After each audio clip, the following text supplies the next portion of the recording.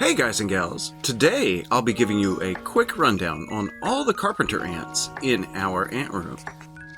During their spring nuptial flight season, I was actually able to catch 5 different species of carpenter ants. This anting season has been absolutely amazing for me. Although I wasn't able to catch any atta this year, I caught plenty of carpenter ants, plenty of trapjaw ants, and a few other species that you guys have yet to see. And yes, I'm really trying to show off what I can create. So I have all of these ants in nests and outworlds that I created by hand. But okay, that's enough of the side quests. Let's get down to the main quest. Let's get up close and personal with my carpenter ants. Right after the channel intro. Hey guys, welcome back to my channel. My name's Alan, but you can call me Al. I hope you enjoyed today's video. I believe I've debuted this outworld on the channel before, but this is our rose granite rock formation outworld that I have given to my Camponotus C.Sansabeanus queen, which is now a C.Sansabeanus colony. This is the same C.Sansabeanus queen from our last video that had the giant pile of brood that surprised me. She now has about 8 workers, and it looks like she's got a bit more brood there in the corner as well. I've never kept this species on the channel before, but I'm quite impressed with how clean they are. They're by far my cleanest Camponotus species. I'm really excited for the species as well, because they have very beautiful majors. Hopefully this gal will continue to be as prolific as she has been, and we'll get majors soon enough. Moving on to our next species, we have C.Decipiens. I caught this queen from under a rock, and at that time she had 1 worker. Currently, she has 0 workers. And since she's back to being a solo queen, I normally have a test tube attached back here, but I've replaced it with a cotton piece just for filming.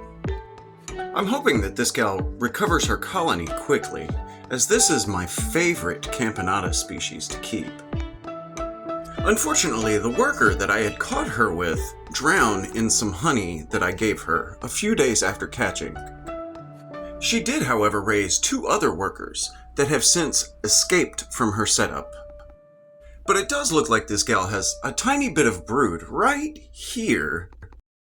So hopefully with the proper care and observation, we can get her to having workers again shortly.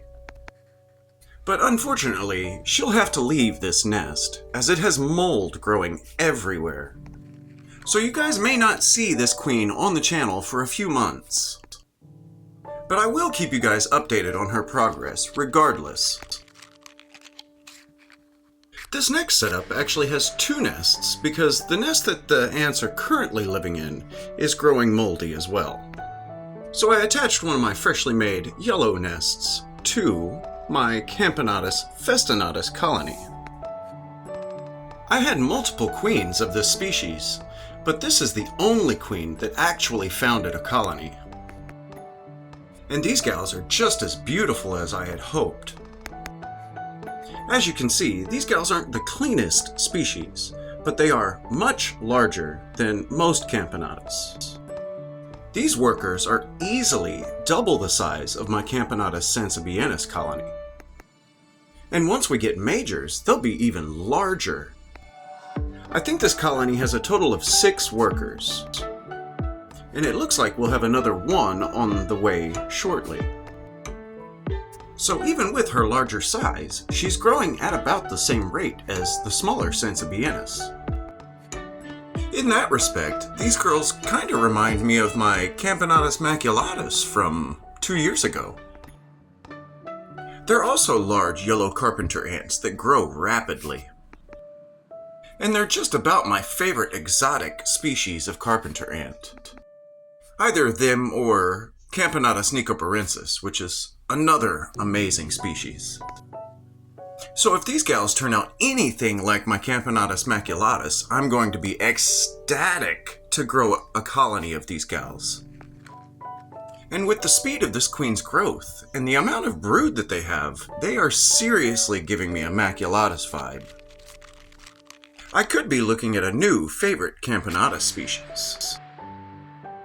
And now moving on to our final carpenter ant species.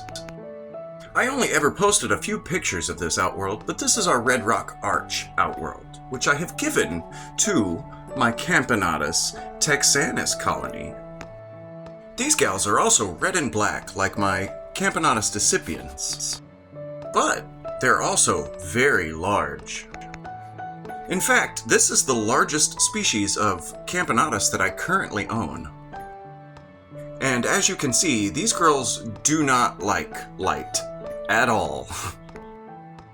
This is a fairly rare species of Camponotus, mainly because they're hard to find, and they only exist in one small area of the North American continent.